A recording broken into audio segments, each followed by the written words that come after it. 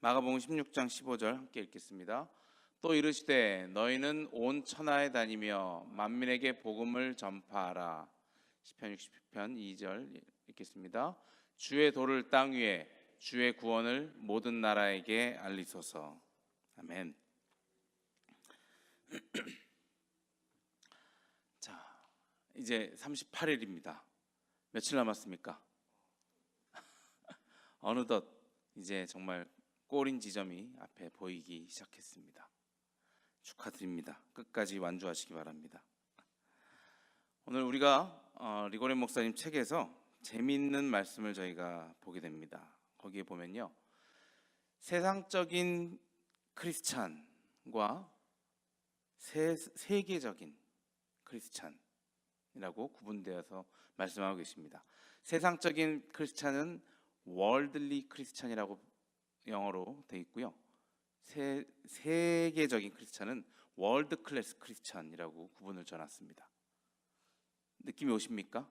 세상적인 그리고 세계적인, 한국말로도 충분히 느낌이 옵니다. 우리가 이 둘 중에 하나를 선택해서 살아가야 한다라고 책에서는 말합니다. 그러면 먼저 세상적인 크리스찬이라는 것은 뭡니까? 세상은 어떤 세상을 얘기할까요? 요한복음 15장 19절에 나오는 말씀일 것입니다. 너희가 세상에 속하였으면 세상이 자기의 것을 사랑할 것이나 너희는 세상에 속한 자가 아니요 도리어 내가 너희를 세상에서 택하였기 때문에 세상이 너희를 미워하느니라. 아멘. 네, 그 세상은 우리가 잘 알고 있는 사탄이 지배하는 세상, 그야말로 우리가 저 사람 참 세속적이야 라고 말할 때 그 세상을 이야기하는 것이죠. 책에서는 이렇게 구분합니다. 이 세상적인 크리스찬이라는 것은 구원받은 크리스찬인 것은 맞대우기 위한 하나님을 믿고 따른다고는 하지만 자기의 필요를 채우기 위한 도구로서 하나님을 모셔다 놓고 그렇게 신앙생활을 하는 사람을 이야기한다고 합니다. 주님을 구주로 고백하고 구원의 여정을 이제 막 시작했지만 아직도 그냥 세상적인 물질의 복 같은 그런 축복만을 바라면서 세상에서 내가 편안한 삶을 살기를 원하는 그런 사람을 세상적인 크리스찬이라고 이야기를 하고 있습니다. 그저 자신의 평안한 삶을 유지하기 위해서 기도를 드리고 자기와 자기 가족 그리고 조금 더 나가서는 자기 교회까지는 기도를 하지만 그 외에는 별로 돌아보지 않는 그런 사람들을 얘기합니다. 비나이다 비나이다 복 주시옵소서 하면서 그 옛날 비는 대상이 부처인지 산신령인지 모르게 비는 대상만 하나님으로 바뀌었을 뿐이지 나에게 그저 복을 달라는 그런 옛 토속적인 신앙에만 빠져있는 그런 모습으로 하나님을 섬기고 있는 그런 사람을 이야기한다고 생각이 듭니다. 그저 하나님은 나에게 복 주시는 분 그것으로 됐어 라고만 사는 사람이 아닐까 생각이 듭니다. 그런 사람들은 찬양 집회 아니면 특별 세미나 있을 때는 잘 온다고 합니다. 그런데 선교 관련 모임에서는 그런 사람들을 볼 수 없다고 책에서 이렇게 표현을 했습니다. 그런 사람들은 하나님의 관심사가 무엇인지는 관심이 없고 오로지 자기의 관심사에 하나님이 복 주시기를 바라는 그런 하나님을 이용하려는 사람들이라고까지 이야기를 합니다. 너무 선교 하나에만 기준점을 잡아서 이게 너무 좀 편향되어 있는 건 아닌가 생각이 듭니다. 하지만 우리가 알고 있는 지상 명령이 뭡니까? 장로님께서 조금 아까 기도 중에 말씀하셨듯이 너희는 가서 모든 족속으로 제자를 삼아 아버지와 아들과 성령의 이름으로 세례를 주고 내가 너에게 가르쳐 분부한 모든 것을 가르쳐 지키게 하라. 그거 아닙니까? 하나님의 그 말씀을 제일 첫 번째 예수님의 그 말씀이 우리에게 제일 첫 번째 명령인 것이 맞습니다. 그렇기 때문에 그것이 기준이 되는 것이 맞습니다. 거기에 선교와 전도까지 우리가 포함할 수 있을 것입니다. 선교와 전도가 사실은 별 차이가 없는 건 여러분들 잘 아시죠? 전도는 쉽게 말해서 하나님의 말씀을 전하는 것, 그것이 전도이고 그것을 더 멀리 나가서 전하는 것이 선교라고 보시면 됩니다. 선교의 미션의 뜻은 미토라는 그런 헬라어 쪽에서 나온 그런 말, 보내다라는 뜻입니다. 그렇기 때문에 좀 멀리 보내는 것을 선교라고 이야기하면 우리가 될 것 같습니다. 자, 어떻습니까? 이런 세상적인 크리스찬의 기준에 자신이 들어갑니까? 그렇게 된다면 마음이 조금 불편하기도 하죠. 저도 별반 다르지 않다라고 느껴지기 때문에 이 시간 오늘 드리는 말씀이 저와 여러분에게 동시에 드리는 거라 생각이 듭니다. 자, 그러면 그와 반대로 세계적인 크리스찬은 어떤 크리스찬을 말할까요? 자신의 사명을 알고 그 사명 때문에 구원받음을 깨닫고, 그리고 하나님이 자신을 쓰신다는 거에 기뻐하는 그런 사람들이라고 이야기합니다. 어떻습니까? 또 생각해보니 우리는 또 월드 크리스찬이죠? 그렇죠? 그렇게 믿고 싶습니다. 여러분들 40일 동안 오면서 하나님께서 우리를 이 땅에 보내신 목적을 아셨죠? 그리고 나를 쓰신다는 것에 기쁘시죠? 그리고 어디든지 주여 나를 보내주시옵소서 하고 마음의 준비가 이제 그것만 되면 됩니다. 그러면 여러분들 월드 클래스, 그냥 이코노믹 클래스도 아닌 월드 클래스 크리스찬이 되는 것입니다. 그러길 바랍니다. 그런데 오늘 이 말씀을 듣고 내가 이 정도면 정말 하나님께 잘 충성하고 내가 정말 멋진 크리스찬이야라고 생각하고 계셨던 분들 중에 내가 여전히 나는 세속적인 크리스찬이었던가 보다라고 생각이 드는 분이 계시다면 오늘부터 내가 더 성숙해지기를 주님께서 바라시는구나 라고, 그래서 이 말씀을 주시는구나 라고 생각하시면서 말씀을 들으시기 바랍니다. 그리고 이제는 우리가 더 이상 왜 내가 하나님을 닮아야 하고 왜 내가 사람들을 섬겨야 하고 그러한 질문은, 왜라는 질문은 더 이상 이제 필요 없다고 생각이 듭니다. 이 많은 날 동안 우리는 그 왜에 대해서 배웠습니다. 우리는 왜 이 땅에 태어났고, 왜 하나님을 닮게 창조되었고, 왜 하나님을 섬기도록 창조되었고, 왜 교회를 사랑해야 되고, 왜 사람들을 섬겨야 하는지 40일 동안 아직 38일이니까 38일 동안 그 얘기를 했습니다. 이제는 그 왜에서 떠나서 이제 그럼 어떻게 섬겨야 할 것인가, 그것을 논해야 될 때인 것입니다. 어떻게 세상에 나갈 것인가, 내가 어떠한 방법으로 선교해 나갈 것인가, 그것을 우리가 배워야 합니다. 그것을 배우기 위해서 첫 번째, 우리는 우리의 사고방식을 바꿔야 합니다. 우리의 사고방식이 어떻게 되어 있습니까? 대부분의 사람들은 나 중심으로 되어 있습니다. 이제는 나를 중심으로 한 그 사고방식에서 남을 중심으로 하는 이타적인 그런 사고방식으로 바뀌어야 한다는 것입니다. 세상에서는 우리가 이렇게 배워왔죠. 나를 잘 만들어서, 나를 잘 광고해서, 나를 잘 팔아서 세상에서 우뚝 서는 그런 사람이 되라 라고 학교에서 그리고 사회에서 그렇게 가르칩니다. 그렇게 못할 때 우리는 도태되어지고 아름답지 못한 삶을 살 거라고 이야기합니다. 하지만 우리 크리스찬들은 그렇게 배우지 않았습니다. 나보다는 남을 더 먼저 생각하고, 내가 배운 것으로 남을 위해 쓰고, 내가 벌은 돈으로 남을 위해 쓰라고 주님께서는 우리에게 그렇게 가르쳤습니다. 그런데 그 방식이 바뀌기에는 너무나 많은 노력이 필요한 것이죠. 우리가 하루아침에 이런 사고방식을 확 바꿀 수는 없는 것이죠. 고린도전서 2장 12절에 이렇게 말씀이 나옵니다. 제가 읽어드리겠습니다. 우리가 세상의 영을 받지 아니하고 오직 하나님으로부터 온 영을 받았으니 이는 우리로 하여금 하나님께서 우리에게 은혜로 주신 것들을 알게 하려 하심이라. 그리고 이어서 13절에 나옵니다. 우리가 이것을 말하거니와 사람의 지혜가 가르친 말로 하지 아니하고 오직 성령께서 가르치신 것으로 하니 영적인 일은 영적인 것으로 분별하느니라. 아멘. 그렇습니다. 우리는 우리가 배운 방식으로 나가서 우리가 전도를 하는 것이 아니라 우리가 하나님의 방식을 가지고 전도를, 선교를 해야 한다는 것입니다. 그렇게 하기 위해서는 우리가 아직 부족하죠. 그러니까 하나님의 도움을 우리가 간구해야 한다는 것입니다. 어느 전도해야 할 자리에 간다고 생각해 보십시다. 믿지 않은 사람들과 한 테이블에 앉아서 대화를 하고 있습니다. 그런데 내가 거기에 그냥 인간적인 마음으로만 가서 거기에 앉아 있다면 그 상대방이 하는 기독교에 대한 안 좋은 말들, 그리고 우리 교회 다니는 사람들을 좀 비난하는 말들, 그런 말들을 들으면 화가 나서 전도고 뭐고 그냥 별로 그런 얘기는 안 하게 되고, 야 그런 얘기 하지 말고 딴 얘기 하자 하고 화제를 돌려버리고 말게 될 것입니다. 하지만 그럴 때 잠시 머릿속으로 우리가 성령님께 구할 수 있습니다.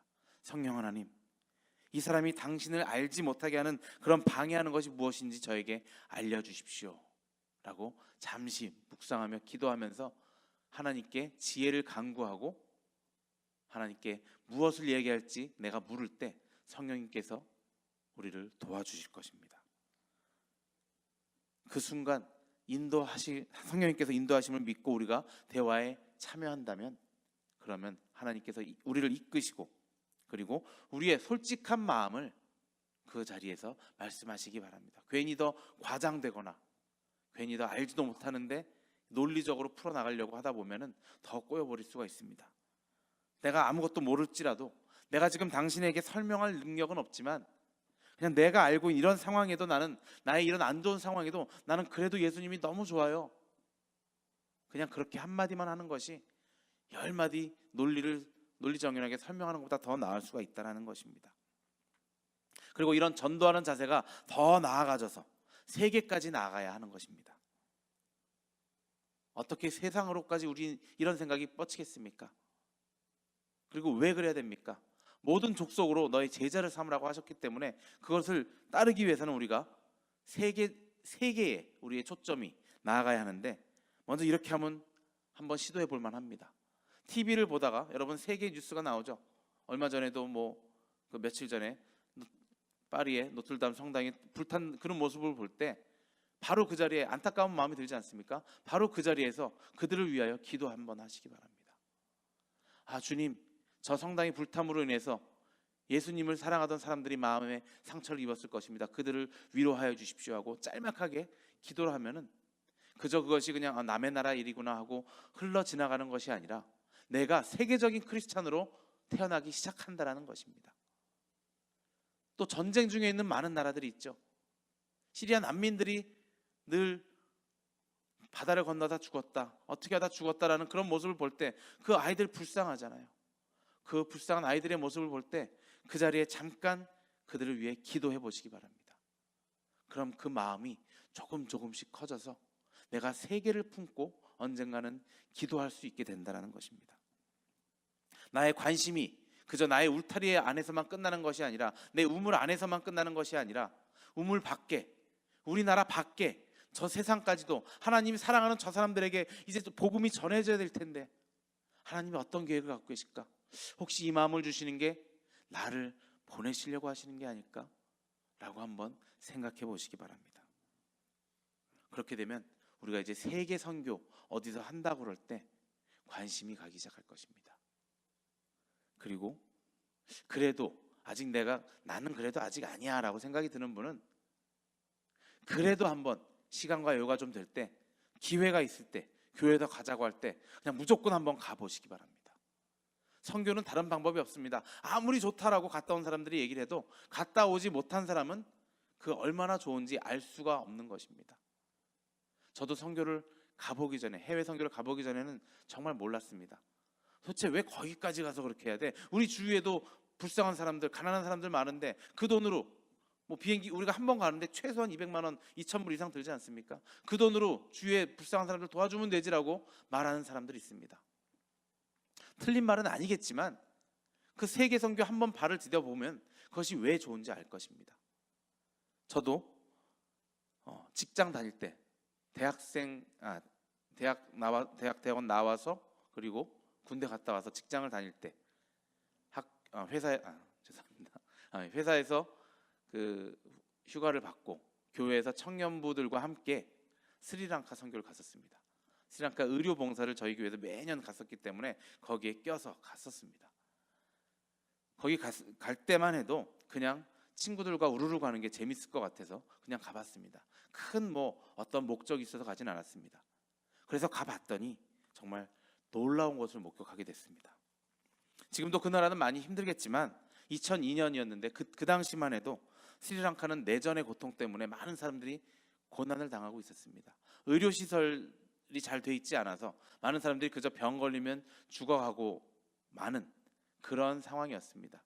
그래서 매년 정기적으로 그 의료 선교팀이 갔을 때 사람들이 정말 구름대 같이 몰려오는 것을 봤습니다.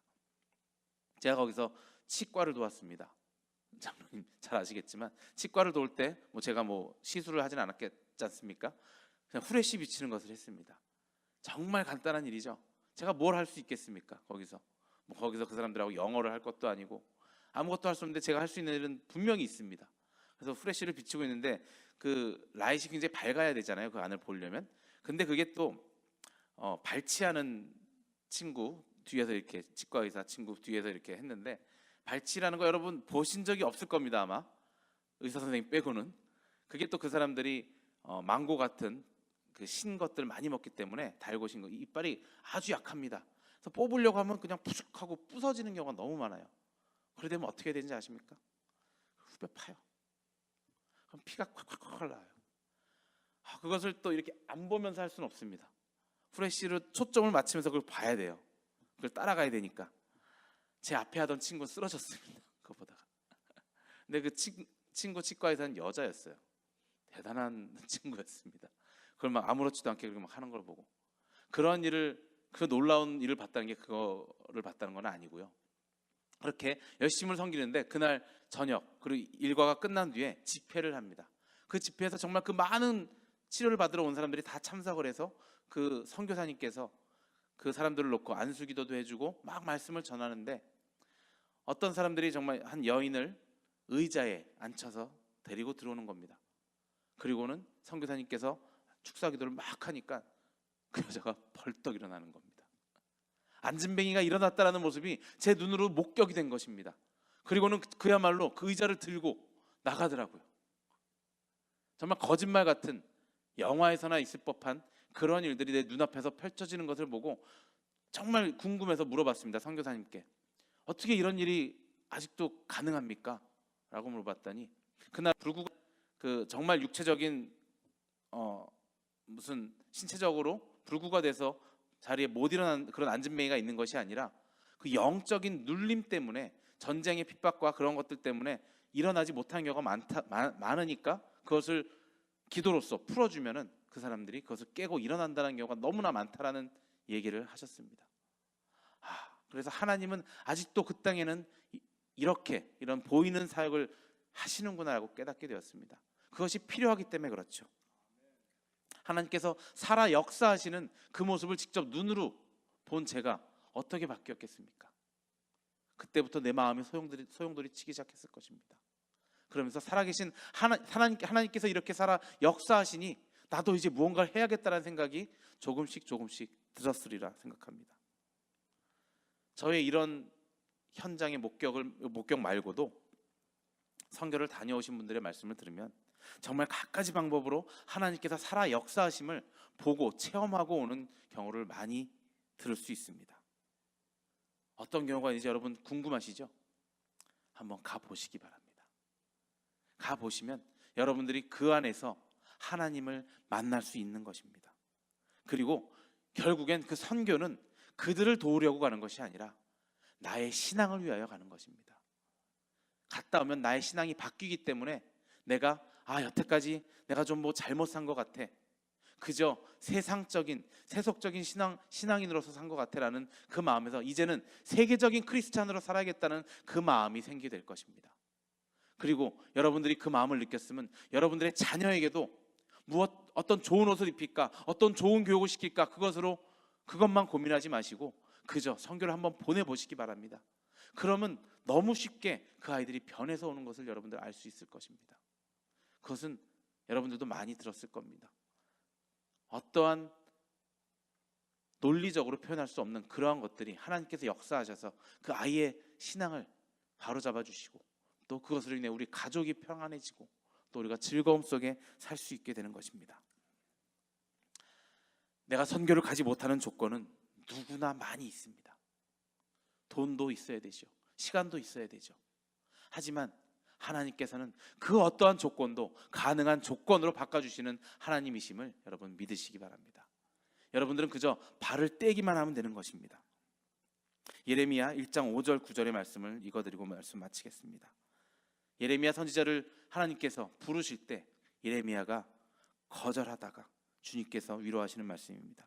내가 너를 모태에 짓기 전에 너를 알았고 내가 배에서 나오기 전에 너를 성별하였고 너를 여러 나라의 선지자로 세웠노라 하시기로 내가 이르되, 예레미야 말씀입니다. 슬프도소이다 주 여호와여 보소서 나는 아이라 말할 줄을 알지 못하나이다 하니 여호와께서 내게 이르시되 너는 아이라 말하지 말고 내가 너를 누구에게 보내든지 너는 가며 내가 내게 무엇을 명령하든지 너는 말할지니라. 너는 그들에게 두려워하지 말라. 내가 너와 함께하며 너를 구원하리라. 나 여호와의 말이니라 하시고 여호와께서 그의 손을 내밀어 내 입에 대시며 여호와께서 내게 이르시되 보라 내가 내 말을 내 입에 두었노라. 아멘. 살아계신 하나님의 말씀입니다. 예레미야 선지자를 부르신 것처럼 우리를 보내실 때 우리만 보내지 않으십니다.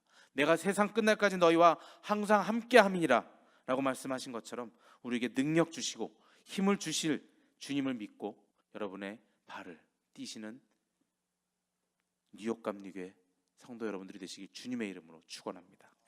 우리 함께 기도하시겠습니다.